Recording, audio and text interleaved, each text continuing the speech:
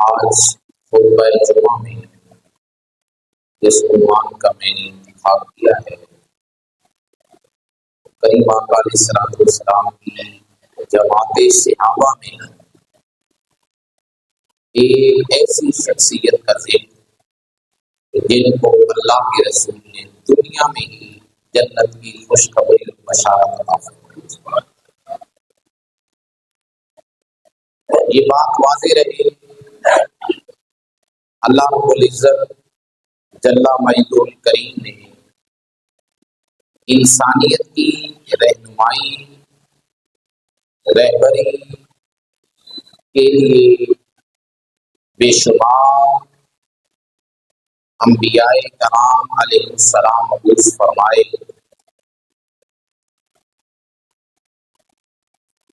اور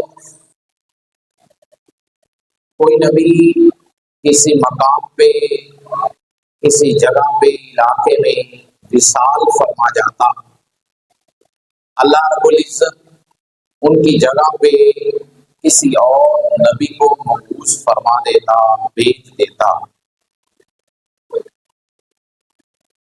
اور پھر یہ سلسلہ حضرت آدم علیہ نبینا علیہ السلام سے شروع ہوا اور میرے اور آپ کے آقا مولا صلی اللہ علیہ وسلم تک پایۂ تکمیل کو پہنچا، اختتام پذیر ہوا۔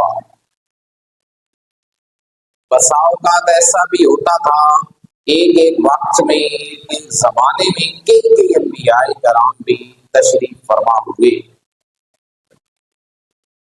لیکن یہ بات بھی واضح رہے، حضرت آدم علیہ السلام سے لے کر میرے اور آپ کے آقا مولا صلی اللہ علیہ وسلم تک تمام انبیاء کرام وصف نبوت میں یکساں اور برابر ہے۔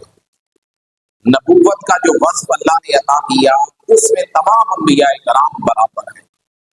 ہاں، پھر اللہ تعالیٰ نے مقام، مرتبہ، عزت و وجاہت کے اعتبار سے بعض انبیاء کو یا بعض رسولوں کو بعض پر فضیلت عطا فرمائی ہے، اور اس پر قرآن شاہد ہے، ارشاد ہوا تِلْکَ الرُّسُلُ فَضَّلْنَا بَعْضَهُمْ عَلَىٰ بَعْضٍ، یہ رسول ہیں جن میں بعض کو اللہ نے بعض پر فضیلت دی ہے، اور اگرچہ بعض رسولوں کو بعض پر فضیلت ہے لیکن تمام فضیلتیں، تمام مقام، تمام مراتب جس شخصیت پر ختم ہوتے ہیں، جو شخصیت صف انبیاء میں سب سے افضل اور اعلیٰ قرار پاتی ہے وہ میرے اور آپ کے آقا مولا کی ذات والا صفات ہے۔ اور یہ بات معلوم ہونی چاہیے کہ اللہ نے ان تمام انبیاء کرام کو جانثال، کچھ ساتھی، کچھ صاحبین، کچھ اصحاب عطا فرمائے، ان کی تعاون، ان کے ساتھ مدد، ان کی معاونت کے لیے، تاکہ یہ پیغام حق کا جو سلسلہ ہے، دعوت توحید کا، دعوت رسالت کا جو سلسلہ ہے، یہ مزید سے مزید تر آگے بڑھتا چلا جائے اور پوری دنیا پر اللہ کی توحید کا نور پھیل جائے۔ اور اللہ نے اسی طرح اپنے محبوب علیہ الصلوۃ والسلام کو بھی صحابہ کرام جانشین، جانثال عطا فرمائے۔ جس طرح حضور تمام انبیاء میں سب سے افضل اور اعلیٰ ہے، اسی طرح حضور کے تمام صحابہ پہلی تمام امتوں کے صحابہ سے افضل اور اعلیٰ ہے۔ یہ بات واضح ہوئی، حضور جس طرح مقام و مرتبہ میں اعلیٰ، حضور کے صحابہ بھی تمام انبیاء کے صحابہ سے اعلیٰ اور افضل ہیں۔ لیکن جس طرح اللہ نے انبیاء کرام کو بعض پر فضیلت دی، اسی طرح میرے اور آپ کے آقا مولا صلی اللہ علیہ وسلم کو جو اللہ نے اصحاب عطا فرمائے، ان میں بھی بعض کو بعض پر فضیلتیں عطا فرمائی ہیں۔ وصف صحابیت میں، حضور کا دیدار کرنے میں، حضور کی صحبت پانے میں تمام برابر ہیں، لیکن مقام و مرتبہ قرآن نے بعض کے بیان کیے، بعض کے مصطفیٰ نے خود از اپنی زبان نبوت سے بیان کیے، ان کے مقام اور مرتبے میں تفاوت ہے، مقام اور مرتبہ اللہ نے ان کو بعض پر عطا فرمایا ہے۔ قرآن مجید سورۃ الحدید ہے، اللہ ارشاد فرماتا ہے لا یستوی منکم من انفق من قبل الفتح وقاتل، جو فتح مکہ سے پہلے ایمان لائے اور جو صحابہ فتح مکہ کے بعد دائرہ اسلام میں آئے، یہ برابر نہیں ہے۔ قرآن کہہ رہا ہے بعد والے پہلے والوں کا مقام نہیں چھو سکتے، ہاں مقام صحابیت میں حضور کی صحبت پانے میں برابر ہے۔ اور اللہ فرماتا ہے پہلے دن کا صحابی ہو یا ایک لمحے کا صحابی ہو، صحابی کہتے ہیں من لاقی النبی مؤمنا ومات علی الایمان، جس نے ایمان کی حالت میں حضور کو دیکھا، ایمان پر وصال ہوا، وہ صحابی ہے۔ ایک لمحے کے لیے حضور کو دیکھا، اس کی گرد راہ کو بھی بعد کے وہ افراد جنہوں نے حضور کو نہیں دیکھا، ان کی خود تو گرد راہ کیا، ان کے گھوڑے کے سموں سے لگی ہوئی خاک کے مقام کو بھی وہ کوئی شخص نہیں پا سکتا، کیونکہ ان کے گھوڑوں کے پاؤں کے ساتھ جو لگی خاک ہے، اللہ قرآن میں ان کی قسمیں اٹھاتا ہے وَالْعَادِيَاتِ ضَبْحًا فَالْمُورِيَاتِ قَدْحًا فَالْمُغِيرَاتِ صُبْحًا إِلَىٰ آخِرِهِ۔ لیکن یہ بات واضح ہے، پھر مقام صحابہ کرام میں بعض کو اللہ نے جو فضیلت دی، پھر فتح مکہ سے جو پہلے آئے بعد والوں سے افضل ہے، لیکن یہ واضح ہے كُلٌّ وَعَدَ اللَّهُ الْحُسْنَىٰ، سب سے اللہ نے جنت کا وعدہ کیا ہے، رضی اللہ عنہم ورضوا عنہ، سب سے اللہ راضی ہے اور وہ سارے اللہ سے راضی ہے۔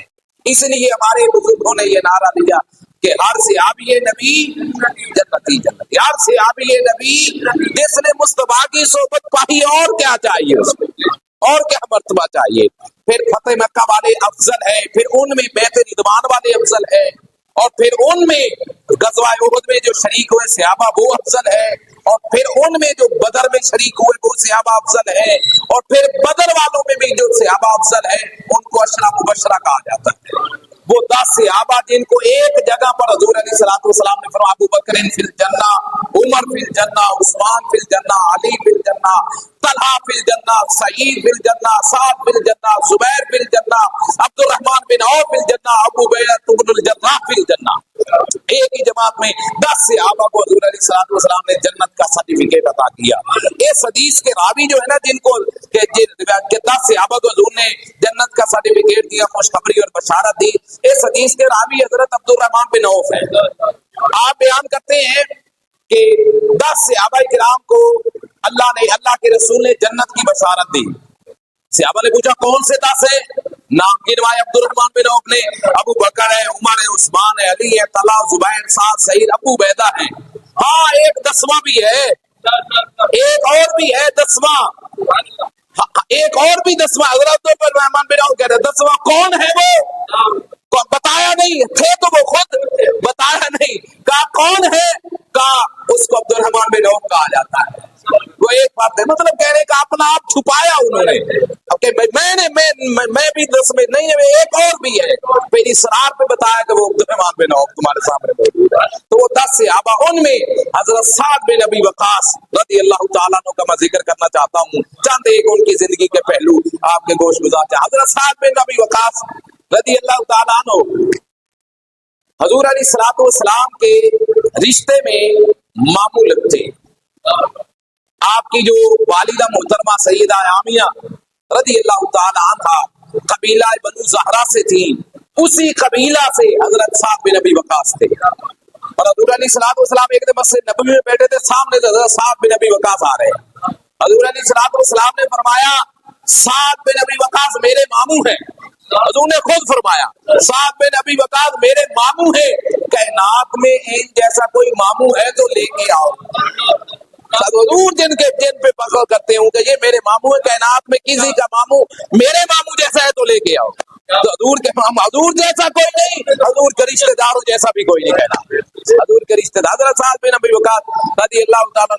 یہ دیکھیں یہ نعمت ملتی ہے ایمان کی، ایمان میں حضرت واشی بن عرب بھی ایمان میں ہے۔ فتح مکہ کے بعد صحابہ سب قابل احترام، سب کے سامنے ادب سے ہماری گردنیں جھکی ہے، لیکن 3 صحابہ حضرت ابو بکر، حضرت علی، حضرت زید بن حارثہ، اور خواتین میں حضرت خدیجہ الکبریٰ، ان کے ایمان لانے کے بعد 4تھے نمبر پر، اور حضرت خدیجہ رضی اللہ تعالیٰ عنہ کو شمار کرے تو 5ویں نمبر پر جس شخص نے दायरा इस्लाम में आए और इस्लाम को कबूल किया वो हजरत साद बिन अबी वकास रजी अल्लाह ताला अन्हु। चौथे या पांचवें सहाबी हैं हजरत साद बिन अबी वकास रजी अल्लाह। और आपको पता है, मालूम है, ये बातें मैं बयान करता रहता हूँ, जिसने शुरू इस्लाम में, इब्तिदाई इस्लाम में जिसने इस्लाम कबूल किया वो कुफारे मक्का के जुल्म तशद्दुद का शिकार हुआ, उनके ऊपर जुल्म किए गए, पहाड़ तोड़े गए। हजरत साद बिन अबी वकास रजी अल्लाह ताला ने जब ईमान कबूल किया, इस्लाम लाए, तो आपके ऊपर भी लोग टूट पड़े।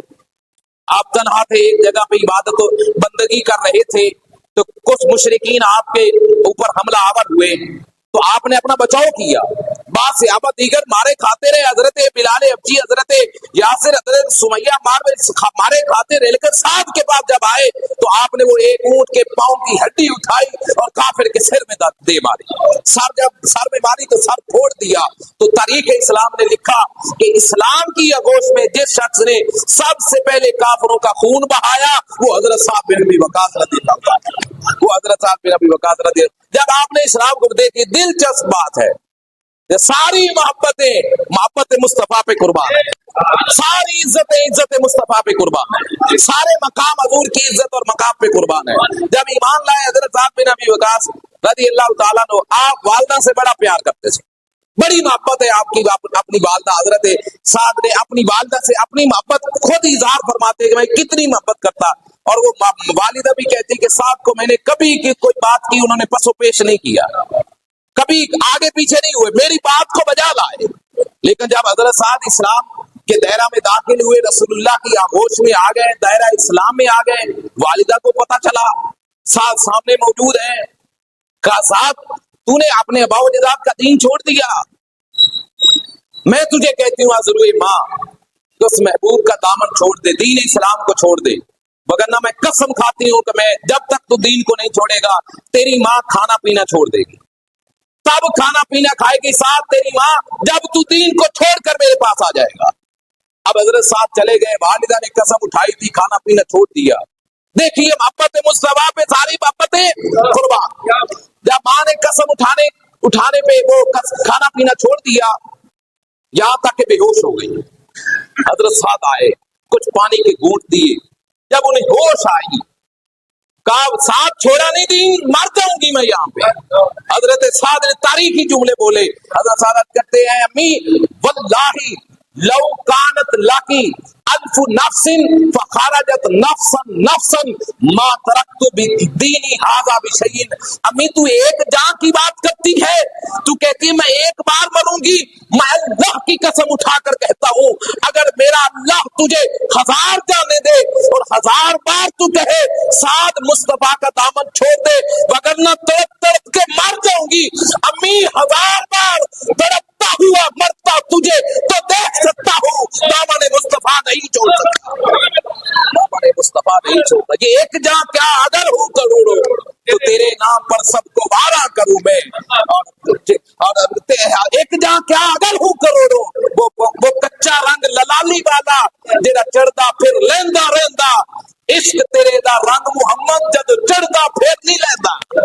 फिर मुस्तफा के जो इश्क का रंग जब एक बार चढ़ जाए फिर कभी नहीं उतरा, फिर कभी नहीं। सहाबा ने जाने दे दी, आपको बहुत उबलते हुए तेलों में और कड़ाहों में आपने छलांगे लगा दी सहाबा ने, लेकिन दामन मुस्तफा को नहीं छोड़ा। ये मोहब्बत पे सारी मोहब्बत मुस्तफा पे सहाबा ने कुर्बान की है। साहब बिन अबी वकास रज़ियल्लाहु ताला अन्हु काफिरा इश्क मस्ती आगे बढ़ता चला गया। इस्लाम के आगोश में और भी तिनके जमा होते रहे, तिनके जमा होते रहते, एक घोंसला बन गया इस्लाम का, एक घोंसला से यहाँ बाकी एक जमात तैयार हो गई। हजूर अलैहिस्सलातु वस्सलाम को मक्का से ही छोड़ने का, हिजरत करने का हुक्म हुआ। साहब बिन अबी वकास वो सहाबी है, हजूर ने अपनी हिजरत से पहले मुसअब बिन उमैर और हजरत अब्दुल्ला इब्न उम्मी मक्तूम रज़ियल्लाहु ताला अन्हु को मदीने का कारी बनाकर भेजा था। जब ये पहुंचे तो तीसरे नंबर पर जिस सहाबी ने मक्का छोड़कर मदीना को अपना मस्कन बनाया वो हजरत साहब बिन अबी वकास रज़ियल्लाहु ताला अन्हु। आप वहां पहुंचे मदीना में, हजूर अलैहिस्सलातु वस्सलाम जब आए फिर बाद में तशरीफ लाए, पर इत्तेफाक इस्तिकबाल किया हजूर का हजरत साहब बिन अबी वकास ने। गज़वाए बदर हुआ, फिर उसके बाद गज़वाए उहुद हुआ, 3 हिजरी शवाल में गज़वाए उहुद हुआ। रसूलुल्लाह सल्लल्लाहु अलैहि वसल्लम गज़वाए उहुद में मैदान उहुद में मौजूद है। सहाबाए किराम एक मरतबा वो काफिरों ने पीछे से हमला किया, मुसलमानों के पांव उखड़ गए, सहाबाए किराम के صحابہ کرام کی کچھ جماعت کہیں پہ لڑ رہی ہے، کچھ جماعت کہیں پہ لڑ رہی ہے، وہ گروہوں میں بٹ گئے، وہ جو جماعت تھی ایک جگہ وہ تھوڑی تھوڑی بٹ گئی، چند ایک جان نثار حضور کے دفاع میں حضور کے سامنے لڑتے رہے، ان میں دفاع مصطفیٰ میں حضور کی جان کی ذات کی دفاع میں جو پیش شخصیت تھی حضرت سعد بن ابی وقاص بھی ان میں تھی۔ حضرت صاحب وہ پہلا تیر ہے جو اسلام کے لیے چلایا گیا، وہ کس نے چلایا؟ حضرت سعد بن ابی وقاص نے۔ پہلا تیر حضرت سعد بن ابی وقاص نے چلایا، اور حضرت سعد بن ابی غزوہ احد میں موجود ہے، حضور علیہ الصلوۃ والسلام پیچھے ہیں، سعد بن ابی وقاص آگے ہیں، کمان ہے ہاتھ میں، حضور علیہ الصلوۃ والسلام تیر نکال کے سعد بن ابی وقاص کو دیتے اور فرماتے پھینک سعد بن ابی وقاص۔ یہاں پہ میں ایک ایمان افروز بات کرنا چاہتا ہوں، حضرت ابو بکر ہوں، مولا کائنات ہوں، عمر ہوں، عثمان ہوں، جماعت صحابہ آخر تک، حضرت واسی بن عرب تک، اور پھر ان سے لے کر آج تک ہر بندہ مومن مصطفیٰ کا محب، مصطفیٰ کا غلام، اس کی یہی خواہش ہے، اس کی زبان اور دل کا نعرہ یہی ہے، فداک ابی و امی، یا رسول اللہ میرے ماں باپ آپ پہ قربان ہو جائے، ہر بندہ مومن کا یہ نعرہ ہے۔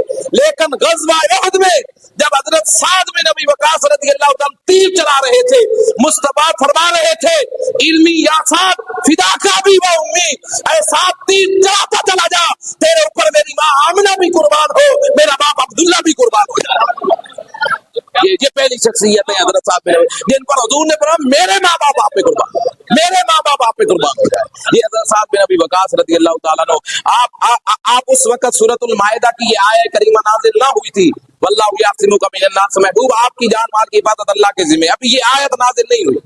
حضرت عائشہ صدیقہ رضی اللہ تعالیٰ عنہ فرماتی ہے حضور میرے بستر پر جلوہ افروز تھے، صاحب استراحت تھے، حضور علیہ الصلوۃ والسلام نے اپنے منہ سے یہ الفاظ نکالے بطور تمنا، لیتا رجلا صالحا یحرسنی، کاش کہ کوئی نیک مرد ہوتا جو ہمارے گھر کے باہر پہرا دیتا، پہرا دیتا، کوئی ایسا مرد صالح ہوتا، رجل صالح ہوتا جو ہمارے گھر کے باہر کھڑے ہو کے ہمارا پہرا دیتا۔ حضرت عائشہ فرماتی ابھی حضور بات کر کے خاموش ہوئے تھے، تلواروں کی چھنچھناہٹ کی آواز آئی، تلواروں کی چھنچھناہٹ کی آواز، حضور باہر آئے تو دیکھا جو شخصیت تلوار لیے حضور کے دروازے پہ کھڑی تھی وہ حضرت سعد بن ابی وقاص تھے۔ حضور علیہ الصلوۃ والسلام نے فرمایا سعد کیسے آنا ہوا؟ یا رسول اللہ سو رہا تھا، دل میں خیال آئے سعد بستر پہ کیوں سویا ہے، چلو دربار مصطفیٰ کی رکھوالی کرو نا۔ حضرت سعد بن ابی وقاص رضی اللہ دربار مصطفیٰ، پھر یہ آیت کریمہ نازل ہوئی تو پھر دربار ہٹ گئے، سعد بن ابی وقاص بھی ہٹ گئے، پھر دور رسول اللہ کا وصال ہوا، حضرت ابو بکر کا دور آیا، مصاحب اور ساتھی رہے، فوج کے جرنیل رہے، حضرت عمر کا دور آیا، ایران کی چڑھائی کے لیے سپہ سلاری کے طور پر جس شخصیت کو عمر نے لشکر کا امیر بنایا وہ سعد بن ابی وقاص تھے، لشکر کا امیر بنایا، ایران کی طرف آئے، دریا دجلہ کے پاس آئے، ایرانیوں نے کیا کیا، یہ آگ پرست تھے لوگ، آپ تو مسلمان آگ پرست تھے، آگ کی پوجا کرتے تھے، انہوں نے کیا کیا جو دریا دجلہ کے اوپر پل تھا انہوں نے گرا دیا تاکہ مسلمان فوجیں اوپر سے گزر کے نہ آ جائیں، اور جو کشتیاں تھیں اپنے قبضے میں لے لی، بادرے کا جلا ڈالی تاکہ مسلمان آگے ہی نہ آ سکے، نہ پھول ہوگا نہ کشتی ہوگی، نہ یہ آگے آئیں گے، نہ مقابلہ ہوگا نہ فتح ہوگی۔ حضرت سعد بن ابی وقاص کی معیت میں یہ لشکر جرار دریا دجلہ کے اس پار کھڑا ہے، کنارے پہ کھڑا ہے، حضرت سعد بن ابی وقاص نے دریا دجلہ کو خطاب کیا، پانیوں کو بھی یار کوئی خطاب کرتا ہے، پانیوں کو خطاب کیا، پانی کو، دریا دجلہ کو کہا اے دریا دجلہ، اس سرزمین پہ ایک اللہ کے پیغمبر جلیل القدر پیغمبر بھی آئے، حضرت موسیٰ، جب وہ دریا کے پاس آئے تھے پیچھے فرعونی تھے اور دریا دجلہ سامنے تو تھا، پل نہیں تھا، موسیٰ علیہ السلام نے ایسے ڈنڈا مارا، ان کو راستے مل گئے۔ اگر وہ رب کی توحید اور پیغام کے لیے راستہ مانگے تو پانی تو راستہ دیتا ہے، رسول اکرم کے غلاموں کو راستہ نہیں دے سکتا۔ کہتے ہیں آغوش سے دریا سے آواز آئی سعد آ جاؤ، ہم آپ کے لیے سینہ کشادہ کرتے ہیں، آ جاؤ ہماری آغوش میں آ جاؤ۔ پھر حضرت سلمان فارسی فرماتے ہیں حضرت سعد کی معیت میں ہم نے گھوڑے دریا دجلہ میں ڈالے، وہ اقبال نے یوں کہا تھا دشت تو دشت دریا بھی نہ چھوڑے ہم نے، میرے ظلمات میں دڑا دیے گھوڑے ہم نے، اور لگاتا تھا تو نعرہ جب تو خیبر توڑ دیتا تھا، حکم دیتا تھا جب دریا کو تو وہ راستہ چھوڑ دیتا تھا، یہ دریا راستے چھوڑتا۔ حضرت سلمان فرماتے ہیں جب لشکر اسلام و گھوڑوں کے اوپر سواری والے سارے دریا میں گزر رہے تھے، ہم ایسے محسوس کر رہے تھے جب ہم ریگستان میں گزر رہے ہیں، باتیں کرتے ہوئے گزر رہے تھے. جب ہم نے دریائے دجلہ کو پار کیا, کریم آقا کے دیوان حضرت سلمان فرماتے جب ہم نے دریا کو پار کیا کیا ہمارے کپڑے گیلے ہو گئے, کیا ہمارا ساز و سامان بکھر گیا, ہماری صرف جانیں بچی؟ حضرت سلمان فارسی فرماتے جب ہم دریا کو اس پار گئے ہم نے گھوڑوں کی طرف دیکھا, ان کے تو پاؤں بھی پانی سے گیلے نہ ہوئے تھے, ان کے تو پاؤں بھی خشک تھے. یہ اسلام کے لیے جو نکلتا ہے, اسلام دریا بھی راستے جوڑتا ہے, پھر اللہ کی طرف سے مددیں آتی ہے. اور جب وہ دریائے دجلہ کے پار گئے تو ایک غلام حضرت صاحب کی بارگاہ میں آیا اور آ کر عرض کرنے گئے, صاحب امیر لشکر میرا ایک پیالہ دریا کے اندر گرا ہے, اب پیالے کی جانیں بچ گئی, پیالے کی کیا, پیالہ گر گیا, کیا کرنا ہے؟ آپ نے دریا کو حکم دیا, اے دریا وہ میرے غلام کا, میرے ایک لشکری کا, فوجی کا پیالہ گرا, واپس کر. کہتے اتنے میں لہریں دریا کی اٹھی اور پیالہ دریا کے کنارے پہ باہر آ گیا. یہ لشکر اسلام تھا. ایران کے جب فوجیوں نے دیکھا انہوں نے کہا دیو آمدن, یہ تو دیو آ گئے, یہ تو انسان نہیں ہے. اور آدھی فوجیں تو ان کی ویسے ہی بھاگ گئی. ایران بھی فتح ہوا, قادسیہ بھی فتح ہوا, مدائن بھی فتح ہوا, اسلام کا راستہ بڑھتا چلا گیا. جب ایران فتح ہوا بڑے بڑے مال غنیمت میں چیزیں آئیں, بڑی بڑے مال آیا. صحابہ کرام علیہ رضوان نے بڑی ایمانداری کے ساتھ وہ مال غنیمت حضرت فاروق اعظم تک پہنچایا. مدینہ میں حضرت عمر نے جب مال غنیمت دیکھا, جواہرات, ہیرے, سونے, چاندی اور قالین ریشم کے مسجد نبوی میں پڑے ہیں سید میں, حضرت عمر رو پڑے. حضرت عمر رو پڑے, مولا کائنات سامنے موجود تھے. فرمایا عمر روتا کیوں ہے؟ کا روتا ہے اس لیے کہ اتنے وہ دیانتدار ہیں میرے فوجی کہ وہ چاہتے تو راستے میں اس میں غصب بھی کر سکتے تھے, اس میں کچھ خیانت کر سکتے تھے, لیکن ایک ایک پائی, ایک ایک ذرہ میرے تک پہنچایا. علی نے کہا شہادت ہے مطلوب مقصود مومن, نہ مال غنیمت نہ کشور کشائی. اے عمر جب آپ جیسا امیر سر پہ موجود عادل ہو پھر امت کی افراد رعایا بد دیانت نہیں ہوتی, وہ منصف اور عادل ہوا کرتی ہے. جب امیر عادل اور منصف و ظالم نہ ہو پھر حکمراں عوام بھی ایسا ہی ہوا کرتی ہے. اللہ سے دعا اللہ تعالیٰ آج ان کی قبر جنت البقیع میں موجود ہے. حضرت صاحب بن نبی وقار اللہ ان کے صدقے امت کو پھر سے عروج عطا فرمائے, امت کو کھویا ہوا وقار عطا فرمائے.